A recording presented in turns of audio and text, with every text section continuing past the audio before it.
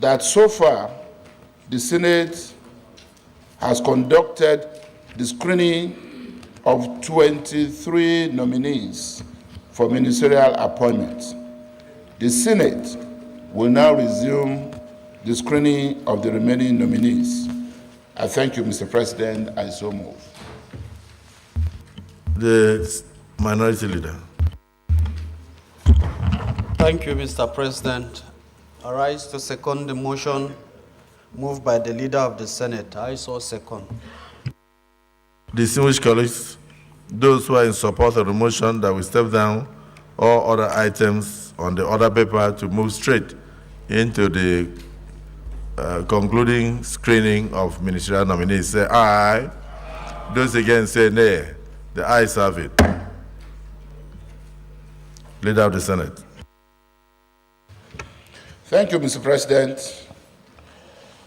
Distinguished colleagues, in order to carry out this exercise in conformity with our Standing Order 12 relating to floor privileges, I will move a motion that the Senate do admit the Special Advisor to the President on National Assembly Matters, the nominees, non-serving senators, and other government officials, accompany them into the Senate chamber.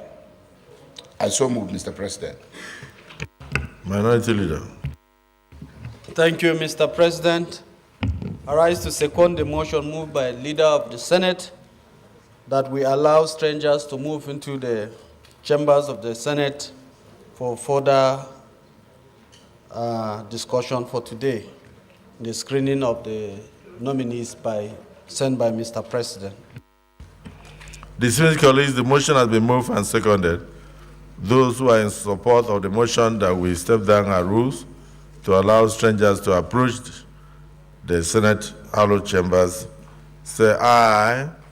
Those against say nay. The ayes have it. To the Special Advisor to the President on National Assembly Matters can now bring in the nominees.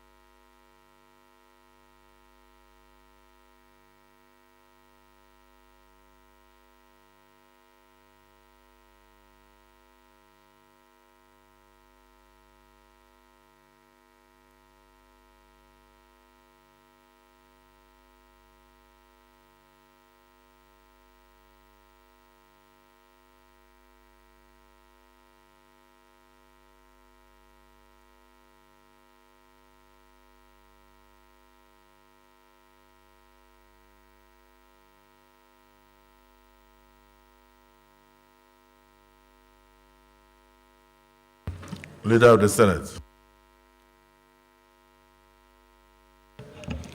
Mr. President, very distinguished senators, in order to continue with the screening of the nominees for ministerial appointments, I move that the Senate do resolve into a committee of the whole to enable us as a committee continue with the exercise.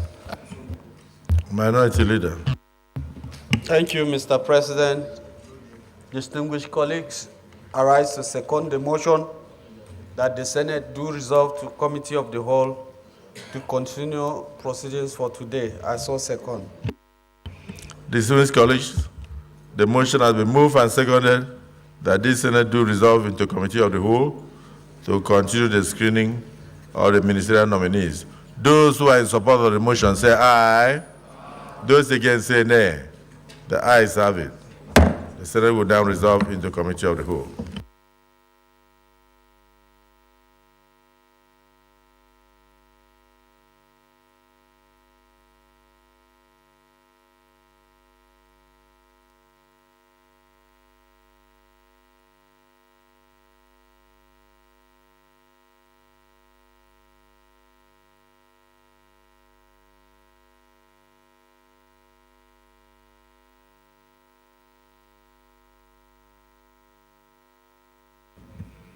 Yes, Mr. Nominee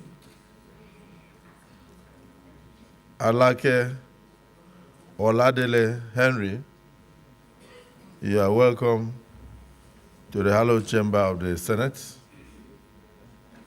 If you have anything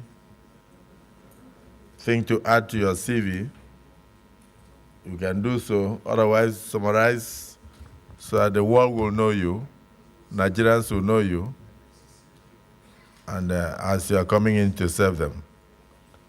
The floor is yours. Thank you, distinguished Senate President, distinguished senators. It's my rare honor to be before you this morning to present myself. My name is Oladele Henry Alake. I hail from Ikoro, Ekiti, in a shore of the LCDA, Ijero local government area of Ekiti State.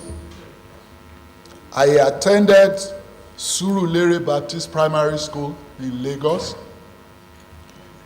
and went to Christ School Ado Ekiti for my O levels and back to Igbobi College, Yaba, Lagos for my A levels, and then proceeded to the University of Lagos for my bachelor's degree in political science and capped it to the master's degree in mass communication. And thereafter, I did my national youth service at Ogun State Broadcasting Corporation in Abeokuta in 1979 and went on to full-time journalism. My first stint was at the Radio Lagos LTV8 when the late Alhaji Lateef Jakonde was the governor of Lagos State. I served there as a senior sub-editor and on level 8, which was the entry point for graduates at that time in the public service. And I created a unit which was not in existence before I got there, and that catapulted me to level 9. So I spent 1 month on level 8, which was a record then in the annals of civil service structure in Nigeria. And I was there, developed the station, the news and current affairs department of the station, and put the station on the map. And then in 1985, December, the late Chief MKO Abiola had hunted me and pulled me out to the Concord Press of Nigeria, his newspapers then, a group of papers, as a member of the elite editorial board of the entire Concord group. And I was there, ran a column for 3 years on the editorial board, and also expanded the scope and the spectrum of journalism in that newspaper. And in 1989, Chief MK Abiola named me the editor of the Sunday Concord, one of the greatest titles at that time in the Concord Group and in newspapering in Nigeria. And I went into it, recalibrated the newspaper, reorganized it, rejuvenated it, and put it on the map of journalism in Nigeria. And at some point, it was the highest circulating newspaper in this country as a weekly. And of course, in the process, in 1992, December 1992, the late M.K. Abiola, having become quite close to him, not only in journalism as editor of his paper, but also as his public affairs advisor and perception manager, he called me and intimated me with the idea of his running for political office, specifically as president of Nigeria. And after arguing back and forth, we went on to it, and in January of 1993, January 3rd precisely, he declared his intention. And that intention, if you recall, those who are very private to all the happenings, the political happenings in the firmament of Nigeria at that time, there was a newspaper advert which was titled "Why I Want to Serve," which was the first time he actually made it known nationally and internationally. Of course, before then it had been in the realm of speculation, but his first official statement of his wanting to run and the reasons adduced was published. And I wrote that letter to Nigerians. I wrote it on his bed, in his bedroom, and I advertised it in all radio stations, all TV stations, and all newspapers in this country. And that was the beginning of the June 12 saga. And I was in the vortex of the entire saga from beginning to the end. And in between, there were so many escapades, so many operations. And in the process, I toured this country, visited every local government in this country. And that was the third time I would tour the entire country in my career. The first time was as a youth corper in 1979, when the late revered Chief Obafemi Awolowo ran for office for the presidency of this country. I was a cub reporter as a youth corper, but I accompanied the entourage throughout the length and breadth of Nigeria. The second time was in 1983, also when Chief Obafemi Awolowo ran again for the presidency. I covered the entire campaign from beginning to the end. And in 1984, when the then General Muhammadu Buhari was head of state, he did a nationwide tour as military head of state. I also covered the entire tour and went to every state of this country at the time. And of course, when my own publisher in 1993 ran, I was right in the middle of it from beginning to the end.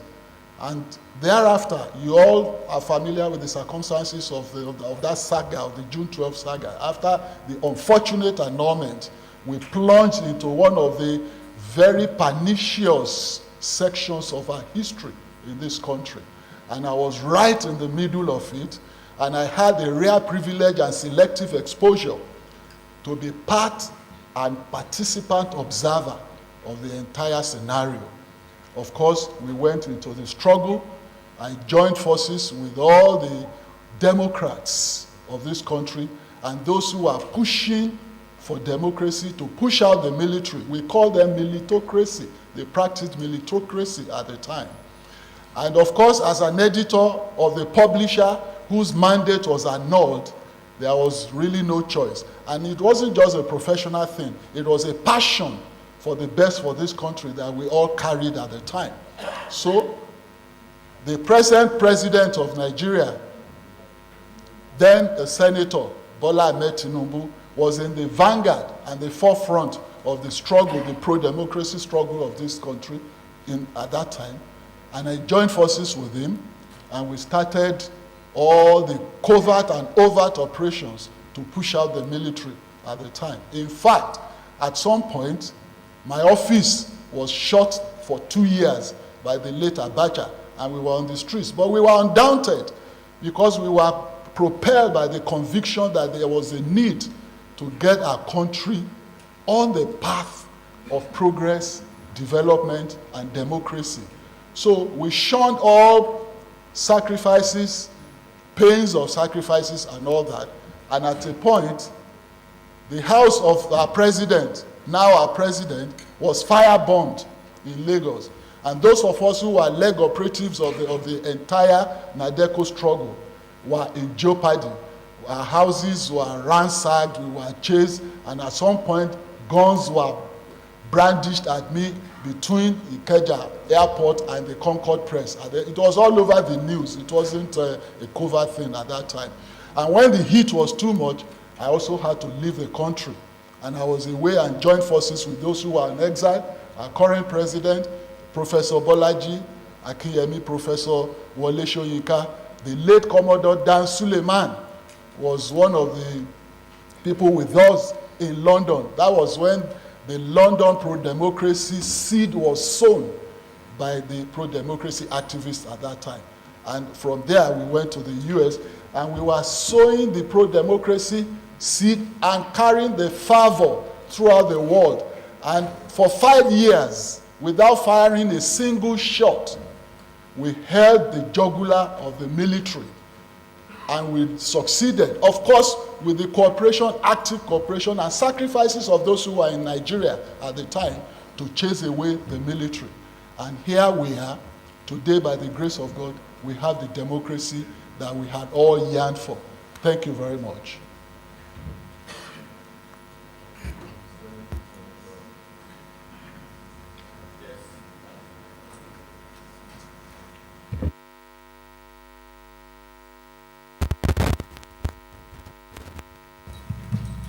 Senator Sani Musa. Thank you, Mr. President, sitting as chair, my respected distinguished colleagues, the nominee. First and foremost, I will congratulate you for being one of the best to be nominated. I have just few questions. One, the question has to do with the nation's image and the rebranding that we have thought has been going on for a long time. In the last 4 years that I have been in the Senate, I knew that the budget of Ministry of Information, National Orientation Agency had been coming. And you will always see that they are talking about rebranding Nigeria, Nigeria's image. Nigeria's image is not only to brand it internationally, but even within Nigeria. So far, I can say that I have not seen much that we have achieved looking at the scenario of things in this country. We know that rebranding has to do with people. It has to do with governance. It has also to do with the cultural and the heritage that we do have. Tourism, investment, and what we will also be able to have to produce here, not only in terms of products, but even our attitude to export out of this country. If for any reason you happen to be in an office that require this country, you should be able to, as an expert, know where are the ills and how do we mitigate them. Instead of spending so much with the few resources, from the few resources we have. I will recall the former Minister of Information has mentioned that we are going digital. I can tell you 80% of Nigerians do not know what that digital transformation is. And a lot of billions of naira have so far been spent. If you happen to be in that position, what are the measures you are going to bring to mitigate that? And how can our passports be made to be respected by other nations? Thank you, Mr. President.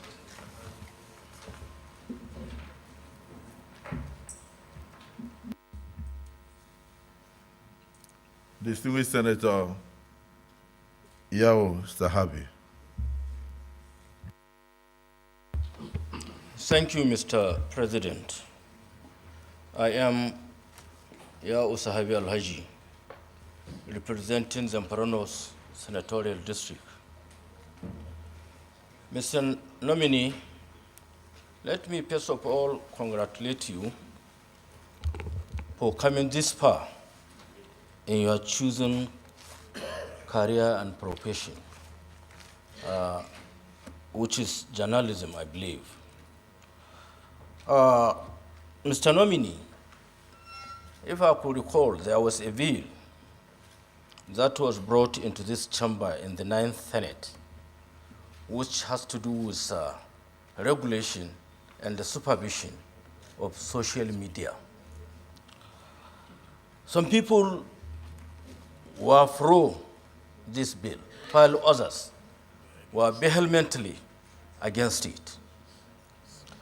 Should this country be opportune to get you appointed by Mr. President as Minister of Information, how do you intend to reconcile these two positions? Thank you, Mr. President.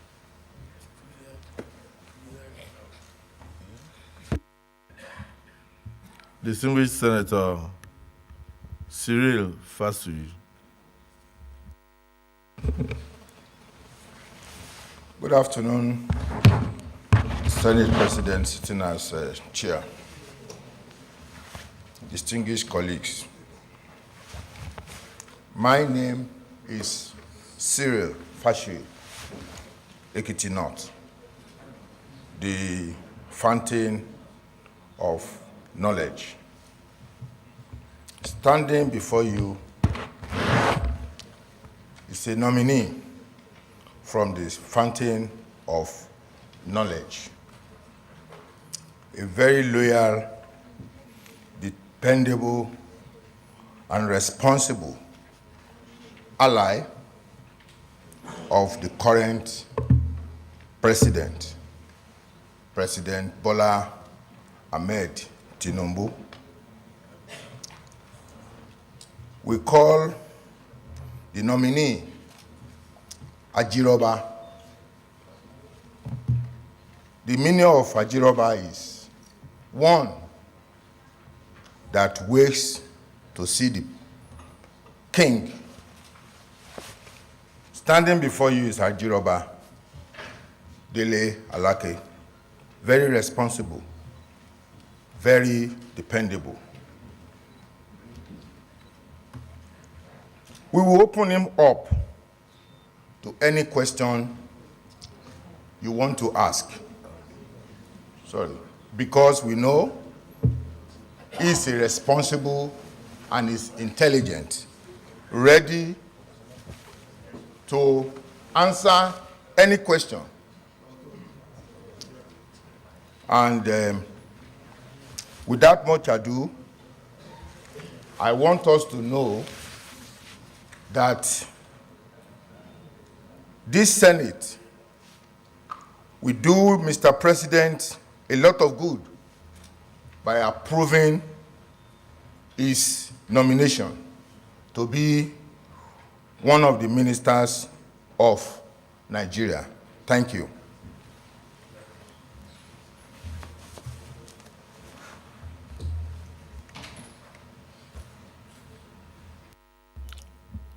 So in other words, the distinguished Senator Cyril Fasui from Ekiti.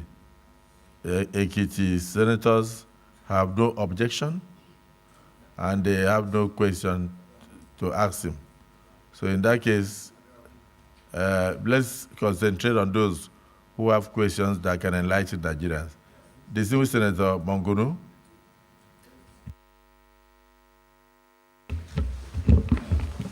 Distinguished Senate President, distinguished senators, my name is Mohammed Tahir Munguno. I represent Borno North Senatorial district. Mr. Nominee, congratulations. I've gone through your resume and also the struggles you made towards actualization of the June 12th mandate. I want to equally recall with nostalgia that I am part and parcel of the activists as a young man and a member of the House of Representatives. The late Chief MKO Abiola recruited about 3 of us to go to Cyprus to represent Nigeria as true representative of the people, not to allow Shonekon to go there as the head of Nigeria, but being true representative of the people. He paid for our fees to go. In fact, I'm traveling out of the country for the first time, first class. That time, we went to Cyprus to represent Nigeria, but unfortunately, we could not be allowed to attend the venue of the conference. We are not admitted, and we came back to Nigeria, just to show that I am part and parcel of the struggle for the actualization of the June 12th mandate. Well, my question is, there is a need for paradigm shift towards value reorientation in this country. Value reorientation in the sense that there is a need to make, more especially our young ones, to be patriotic, to be nationalistic in their outlook and thinking, and to think Nigeria first, the value of discipline in all our national endeavors and what have you. And then the agency that is charged with the responsibility of carrying out that mandate is the National Orientation Agency. Throughout my stay in the House of Representatives, I was privileged to have a glance at the budget of the National Orientation Agency. And their budget is not enough to carry out such a very sensitive responsibility that they have been charged to undertake. So, parabencho, looking at your resume, if Mr. President in his wisdom deems it fit to assign you the Ministry of Information and National Orientation, what steps are you going to take towards having a paradigm shift for the purpose of value reorientation in this country? That is my question. Thank you. The distinguished Senator Ningi. Thank you, Mr. President. My name is Senator Abdul Ningi, and I represent Bauchi Central of Bauchi State. Let me welcome Mr. Dele Alake to this hallowed chamber. And I would like to say, personally, I thought Dele Alake is one of the very best appointee of this government, and I thought he is doing an excellent job in the villa. And for me, Dele Alake is a fresh breath of air. As a spokesman, I don't see him as an attack dog journalist, neither do I see him as a hawk. Mr. President, if I were the president of this nation, I would have allowed Dele Alake to continue to be his spokesman, but I'm not the president, so I have no choice. Having said that, I would like to refer to you, Dele, to our Constitution, 1999 Constitution, as amended. Clause 88, sub A and B. and I would like to, by the leave of the Senate President, to quickly read through. Now it says, subject to the provision of the Constitution, each house of the National Assembly shall have powers by resolution published in its journal and in the Gazette of the Federal Government of the Federation to direct or cause to be directed on an investigation, one, on any matter, and the catchword is on any matter, or things with respect to which the powers to make laws, and then B, the conduct of affairs of any person, and the catchword there is any person, authority, ministry or government, department, charged or intended to be charged with the duty of or responsibility of. I quickly rise to make those, to call those phrases of the Constitution, because in the last 2 decades or so, particularly the minister of the government, and particularly the head of MDS, do not understand this. Neither do they appreciate it, neither probably they don't know. So as someone who is going to attend to federal executive meetings, because of your knowledge, your disposition, what will you say about these particular clauses? Several times here, the National Assembly called on ministers and head of NDS. Some of them deliberately turned this thing down. As a matter of fact, they don't see themselves as being respectable to this institution.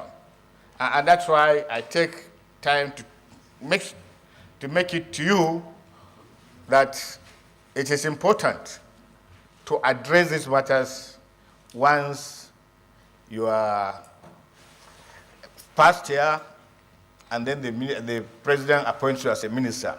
So what do you take these things for? How do you understand it? That is the question.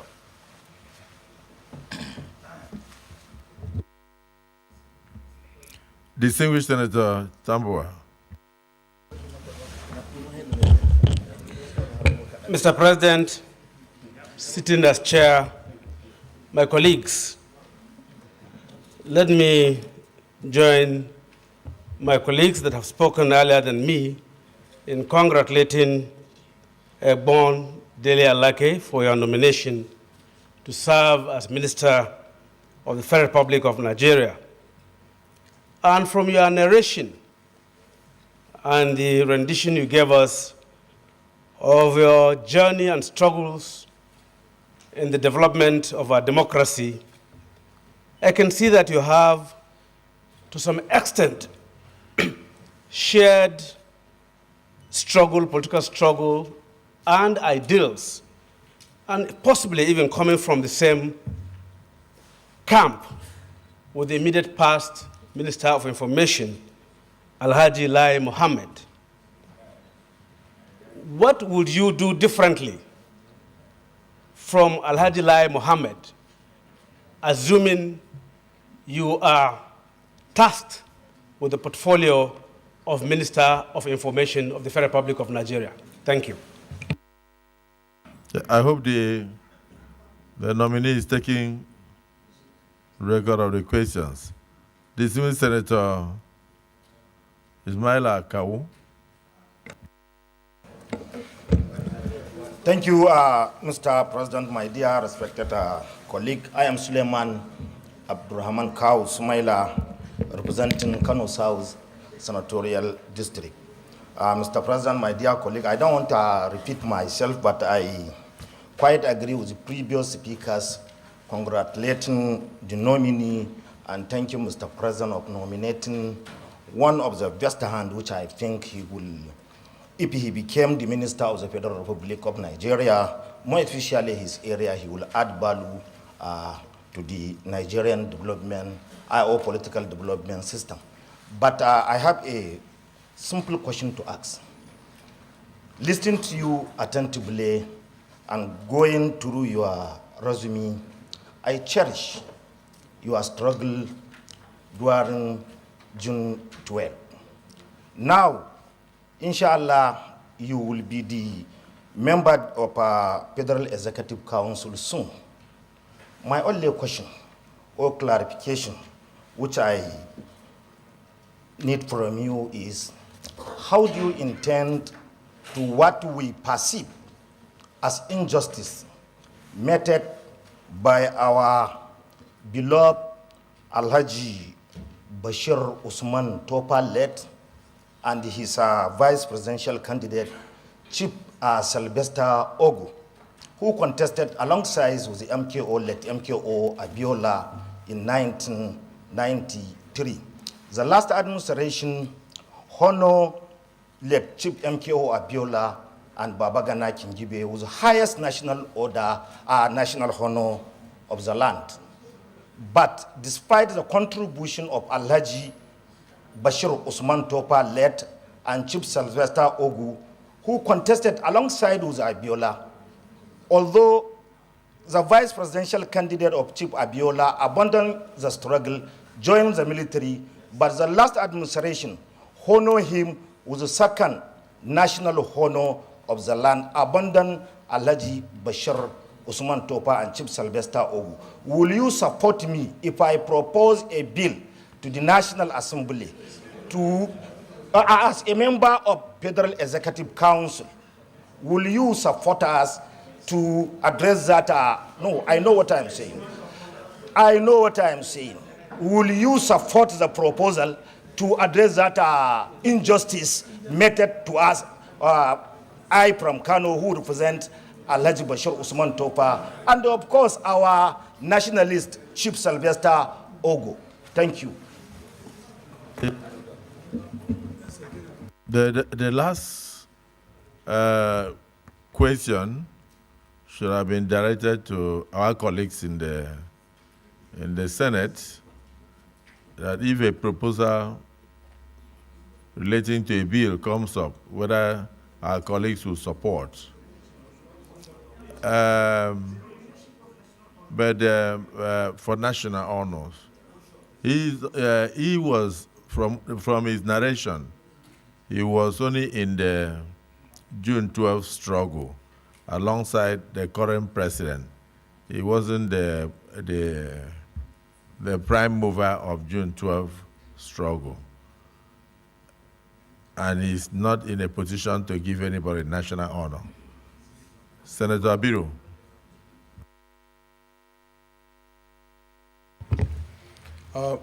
Thank you very much, Mr. President, sitting as the chair, and my distinguished colleagues. First, I would like to congratulate the nominee, described as the Ajiroba, as described by my colleague, Senator Cyril Fasri. That's Ajiroba Dele Alake. I want to congratulate him on his nomination as a minister of as the potential minister of the Federal Republic. And I also want to say that I was very much engrossed with his sense of history when he was making his presentation, and I fully support his nomination as well.